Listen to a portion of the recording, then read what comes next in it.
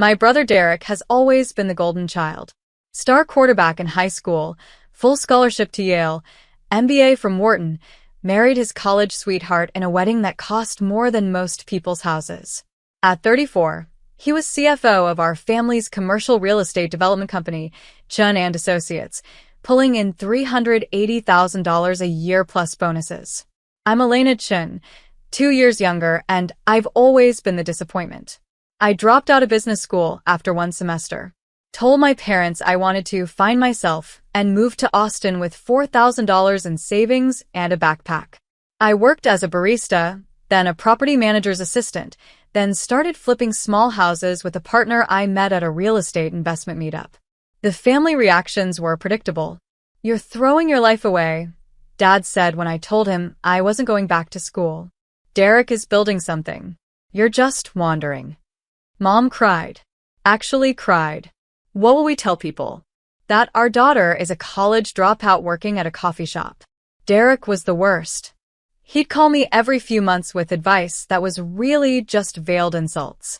"When you're ready to grow up and get a real job, let me know. I might be able to get you an entry-level position. Maybe assistant property manager at one of our buildings."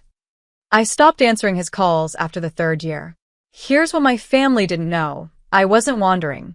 I was building. That first house flip made me $23,000 profit. The second made $41,000. By year 3, I'd flipped 18 properties and had $340,000 in capital. That's when I stopped flipping and started holding. I bought my first rental property, a small fourplex in an up-and-coming Austin neighborhood, for $380,000. Within 6 months, it was worth $520,000. I refinanced, pulled out my equity, and bought 2 more buildings. The pattern repeated. Buy in emerging markets. Hold for appreciation. Refinance. Repeat. Year 5, I owned 14 properties across Texas, worth $8.7 million total.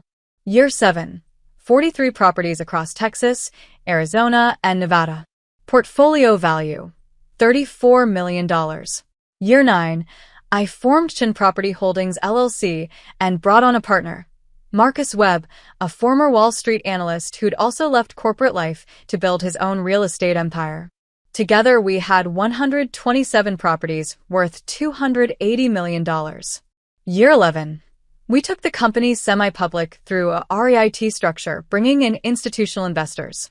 Our portfolio expanded to 340 properties across 8 states. Value, $890 million. Last year, year 12, we acquired 2 major commercial developments in Dallas and Phoenix.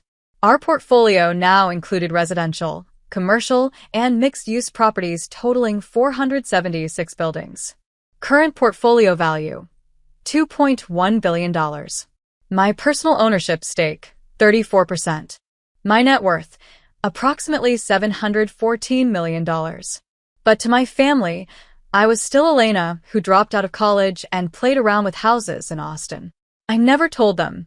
Why would I? Every time I'd try to share good news in the early years, it was dismissed. When I told Mom I'd made $23,000 on my first flip, she said, "That's nice, dear. Derek just got promoted."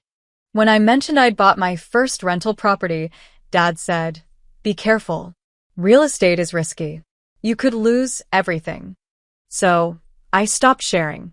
I attended family gatherings maybe once a year, always driving my modest Toyota, wearing normal clothes, talking vaguely about work when asked. I lived comfortably but not ostentatiously, a nice condo in Austin, good but not flashy cars, normal clothes. Meanwhile, Derek lived large. He and his wife Amanda had a 6,000-square-foot house in the suburbs, drove matching Porsches, took elaborate vacations that they documented extensively on social media. They had 3 kids in private school, a country club membership, and opinions about everyone else's life choices, including mine. At family gatherings, Derek would make comments. "Still renting apartments in Austin? That's nice. We just closed on a $140 million mixed-use development." Or, "How many properties do you own now? 5? 6? That's cute. We manage 47 buildings." I'd smile and change the subject. What Derek didn't know, what nobody knew, was that Chun and Associates, the family company he was CFO of, was actually a tenant in one of my commercial buildings. And they were consistently late on rent. The breaking point came 2 years ago, at Thanksgiving.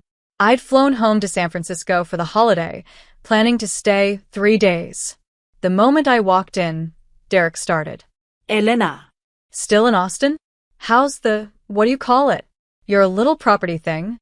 It's going well, I said neutrally. You know, if you ever want to learn how real commercial real estate works, you could come shadow me for a week. I'd show you how the professionals do it. Amanda laughed. That's sweet of you, Derek.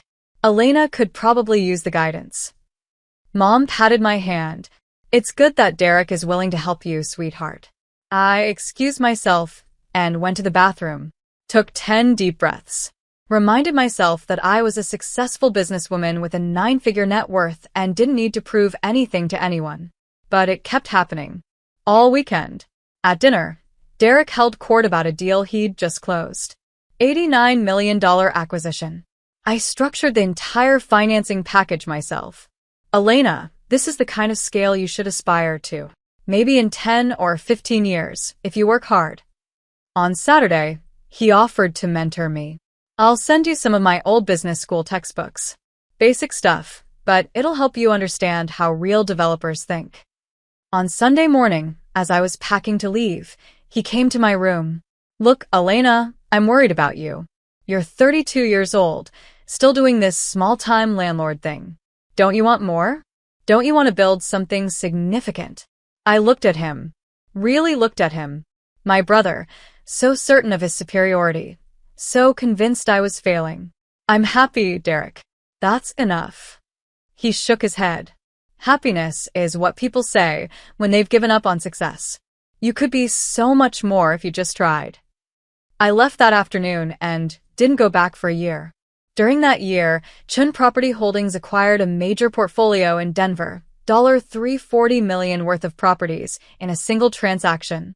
I was featured in Forbes and Commercial Real Estate Today. Marcus and I were invited to speak at national real estate investment conferences. My family saw none of it. They didn't read industry publications. They didn't Google my name. They just assumed I was still doing my little property thing in Austin. Then came this year's Christmas invitation. Everyone must attend. Mom wrote in the family group chat. Derek has an important announcement. I almost declined. But my grandmother was getting older, and I wanted to see her. So I agreed to come for Christmas Eve dinner only. I had no idea Derek was planning an ambush. I learned later that Derek's investigation started 4 months before Christmas. Apparently, at a family dinner I'd missed, Derek had ranted about how I was probably lying about owning properties. Amanda had suggested that maybe I was in financial trouble and too proud to admit it. Mom worried I was struggling but hiding it. Dad, ever practical, said, if you're so concerned, why don't you verify her situation? That's when Derek decided to hire a private investigator. He spent $15,000, his own money. He made sure everyone knew, to hire Thomas Reichert, a former FBI financial crimes investigator who now ran a private investigation firm in Boston. Derek's instructions were clear. Find out what Elena Chun really does, how much she makes, what she owns, if she's lying about anything. I want complete financial verification. Reichert took the job. Over 60 days, he conducted surveillance on me in Austin. Pulled public property records across multiple states. Interviewed people who knew me under pretenses. Reviewed business filings and corporate structures. Analyzed financial patterns and ownership structures. Derek was expecting to find that I owned maybe 5 or 6 properties, probably mortgaged to the hilt, making a modest living as a small-time landlord. He wanted proof he could present to the family. Proof that he was right about me. Proof that I'd wasted my potential while he'd built something real. What Reichert found was different. But here's the thing about thorough investigators. They investigate everything. And when Reichert started mapping out Chun family business connections, he found something interesting. Derek, as CFO of Chun and Associates, had signing authority on company accounts. Over the past 3 years, there had been a pattern of unusual transactions. Small amounts, $3,000 here, $7,000 there, transferred to personal accounts. Always below the reporting threshold. Always with vague explanations in the books. Reichert, with his FBI training, recognized the pattern immediately. It was called structuring, keeping thefts below detection thresholds to avoid triggering automatic reviews. He dug deeper, requested more records, interviewed vendors, checked invoices against actual deliveries. The $210,000 in missing funds painted a clear picture. Derek had been systematically stealing from the family company for 3 years to fund his lifestyle. Reichert struggled with what to do. His client had hired him to investigate his sister. But he'd uncovered evidence that his client was a thief. Professional Ethics 1. Reichert documented everything in 2 separate reports, and he decided to present both findings simultaneously. I arrived at my parents' house in San Francisco at 5 p.m. on Christmas Eve. The house was full. Mom, Dad, Derek, Amanda, and their 3 kids, Grandma, 2 aunts, 3 uncles, assorted cousins. 23 people total. The energy was strange. People kept glancing at Derek, who looked like he was about to burst with excitement. He kept checking his phone and grinning. "What's going on?" I asked Grandma quietly. She shook her head. "Your brother said he has a surprise announcement. That's all I know." We ate dinner. Derek was unusually quiet, just smiling mysteriously whenever someone asked about his announcement. Amanda kept giggling. After dessert, Derek stood up and clinked his glass. "Everyone, I need your attention. I have something important to share." The room quieted. Derek pulled out his phone. "For years, we've all wondered about Elena. Where she lives, what she does, whether she's really successful or just pretending." My stomach dropped. "I love my sister," Derek continued, his voice dripping with false concern. "But I've been worried about her. So I did what any caring brother would do. I hired a former FBI investigator to verify her situation." Aunt Linda gasped. "Derek, you didn't." "I did. I spent $15,000 of my own money to hire the best. Thomas Reichert, 25 years FBI, specializing in financial investigations.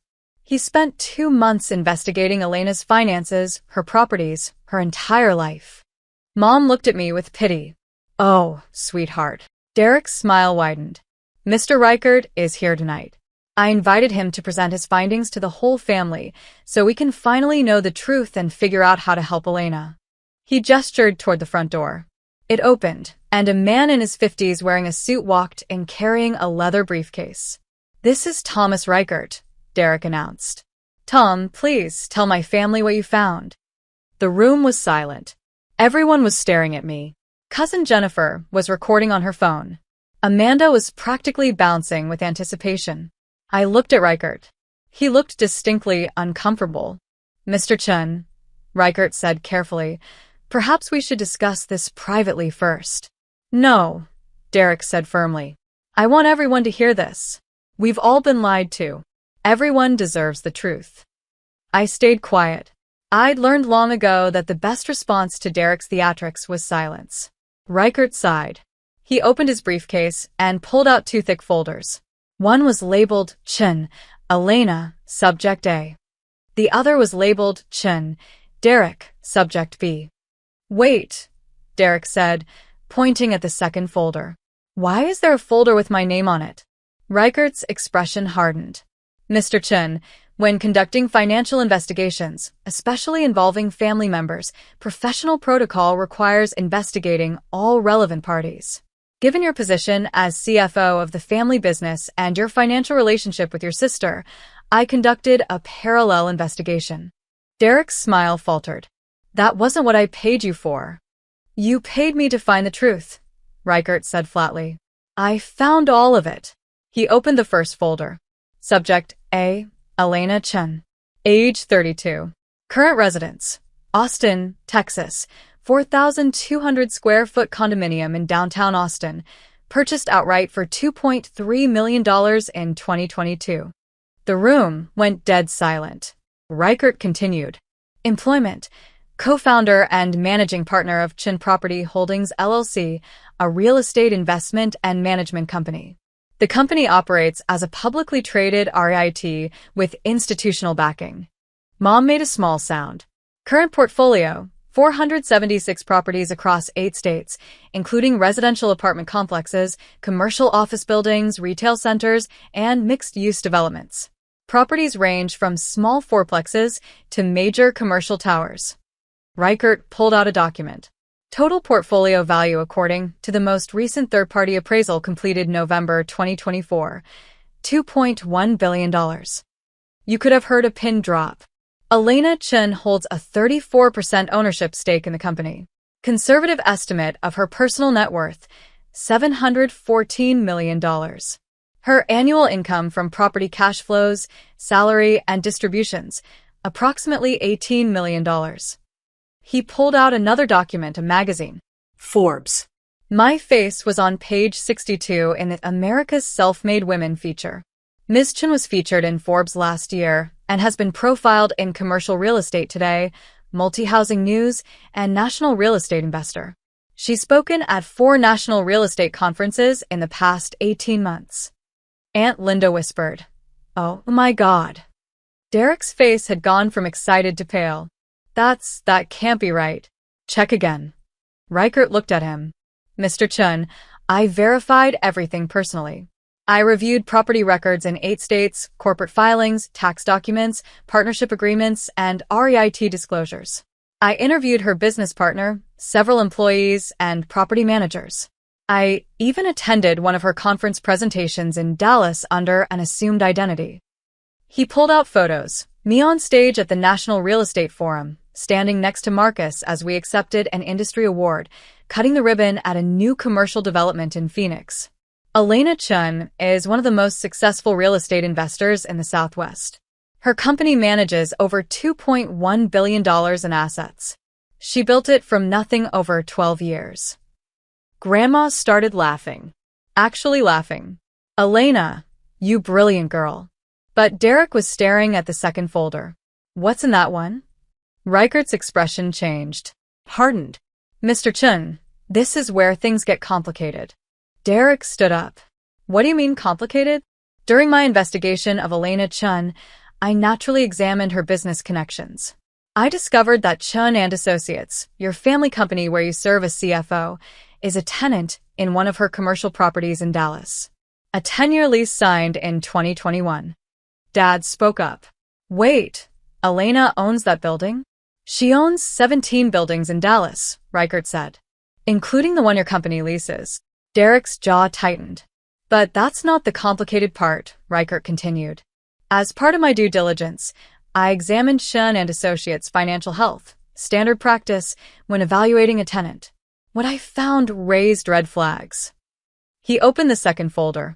"Over the past 3 years, there have been 147 unauthorized wire transfers from Chen and Associates operating accounts to personal accounts controlled by Derek Chen.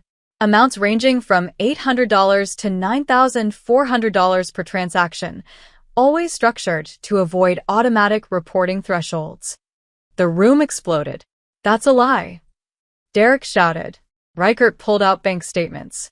Transaction records from Chen and Associates Bank of America account ending in 4472. Transfers to Chase account ending in 8831. Your personal account, Mr. Chen. Total, $210,000 over 37 months. Dad stood up slowly.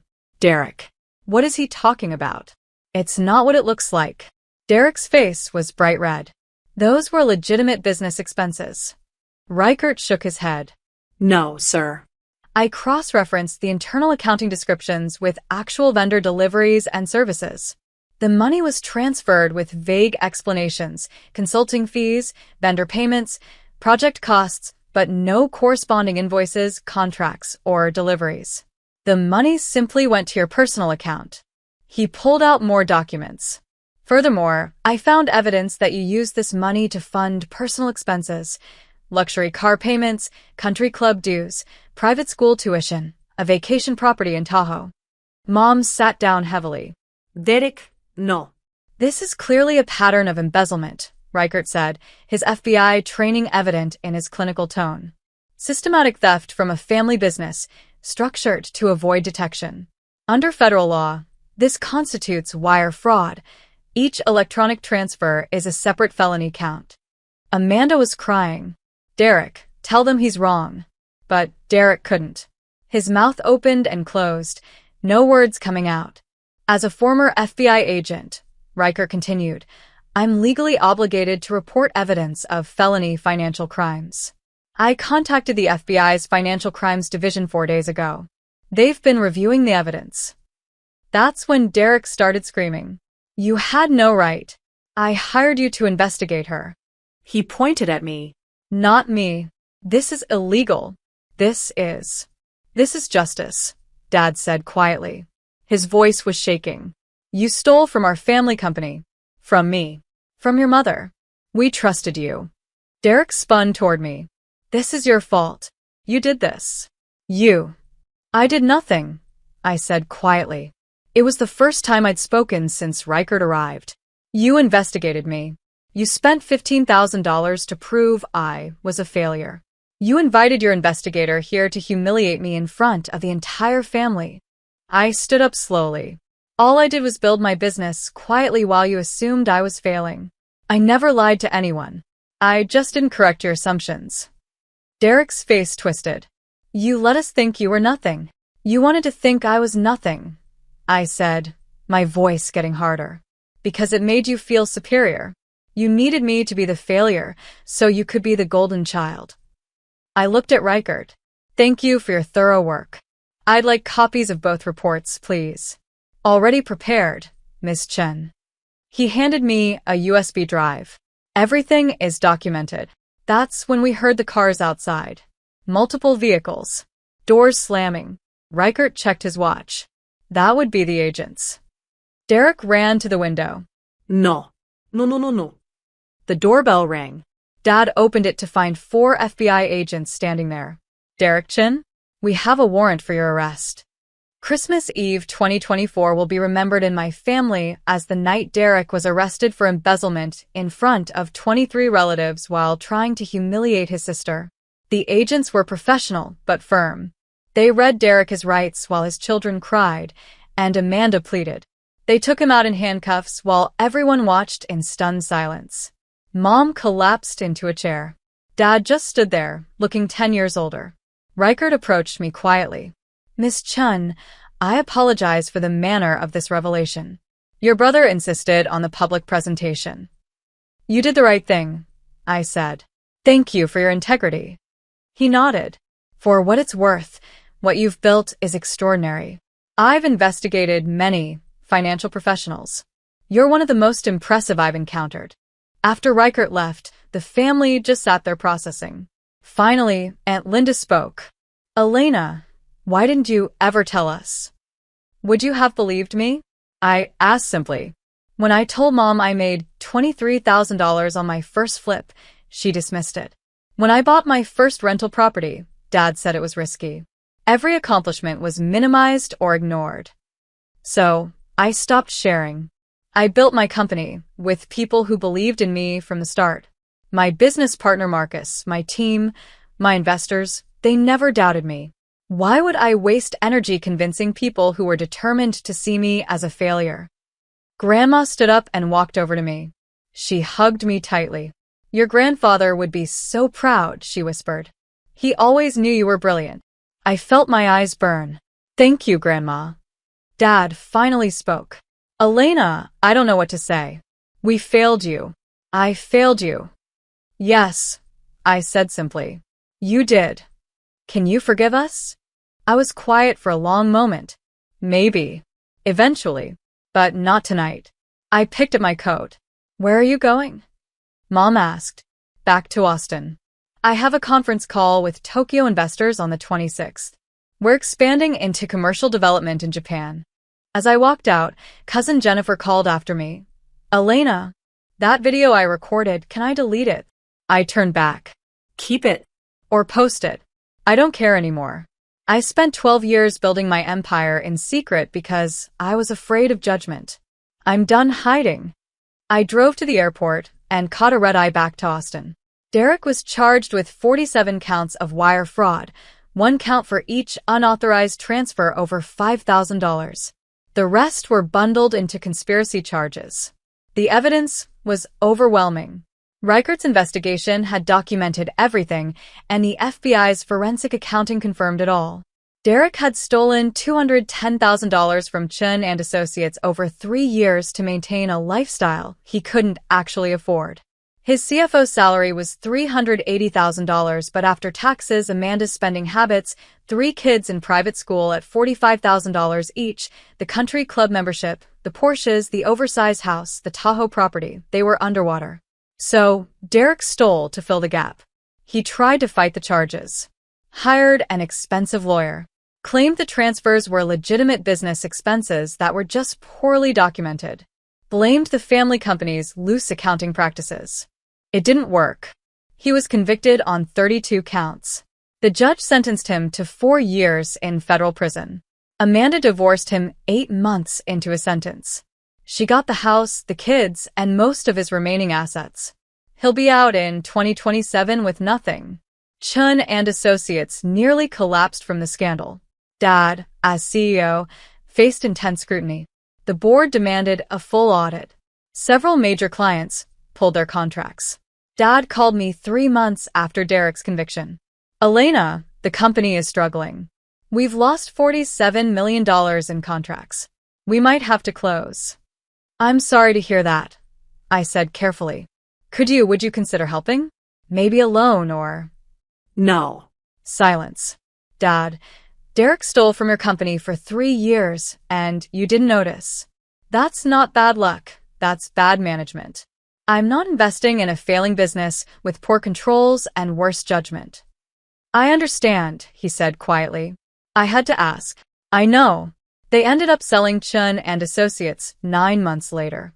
It was acquired by a competitor for $23 million, a fraction of what it had been worth. Dad and Mom split the proceeds and retired. The family split down predictable lines. Some members, mostly Derek's friends and Amanda's family, blamed me. She should have told Derek she was successful. She let him embarrass himself. She could have stopped the investigation. These people are no longer in my life. Others reached out with genuine apologies. Grandma, Aunt Linda, Cousin Michael, and a few others who acknowledged they'd misjudged me for years. I accepted their apologies but kept my distance. I attend major family events, Grandma's birthday, important weddings, but I'm not close with any of them except Grandma. Mom and I talk maybe once a month now. Surface-level conversations about weather and recipes. She's never directly apologized for the years of dismissal, but she did send a card after the Forbes article came out. I'm proud of you. I should have said that years ago. It's something. Dad and I have a more honest relationship now. He admitted he failed me as a father, that he was too focused on Derek's conventional success to see my unconventional path. We're working on rebuilding trust. It's slow, but it's progress. Derek writes me from prison occasionally. The letters are always the same: excuses, self-pity, vague apologies, and thinly veiled requests for money. I don't respond. Amanda reached out once, asking if I'd help with the kids' education expenses since Derek couldn't. I sent her the contact information for financial aid offices and scholarship programs. She didn't ask again. Chun Property Holdings just closed our largest deal yet, a $680 million acquisition of a commercial portfolio in Seattle and Portland. Our total portfolio value is now $2.8 billion. Marcus and I are expanding internationally. We have projects in development in Tokyo, Singapore, and London. The company employs 347 people. My personal net worth crossed $900 million last quarter. I was invited to speak at the Yale Real Estate Conference, Derek's alma mater. I accepted. The irony was delicious.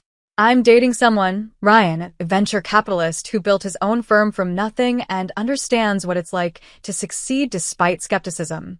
He's brilliant, kind, and treats my success as normal rather than threatening. We're talking about getting married next year. When we do, It'll be a small ceremony in Austin with my chosen family, Marcus, my team, true friends, and grandma. I think about that Christmas Eve sometimes. The moment Derek announced his investigation with such confidence. The look on his face when Reichert opened those two folders. Part of me wishes it had happened differently. That Derek had been proud of me instead of threatened. That my family had believed in me from the start. But another part of me knows the truth. I didn't build my empire for their approval. I built it for me.